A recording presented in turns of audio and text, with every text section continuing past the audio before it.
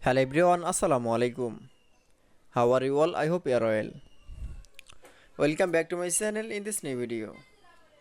Today's video, how to remove column from table in Microsoft Publisher. So let's started. At first, open your Publisher document. In this video, I will show remove column from table. Now select from any columns. Now going to the table tools, then click for layout option. Then going to the delete option, then click from delete columns. That is. Now you can see remove column from table. Then again select from another columns. Now going to the layout option, then click for delete option. Now select from a delete columns option. That is.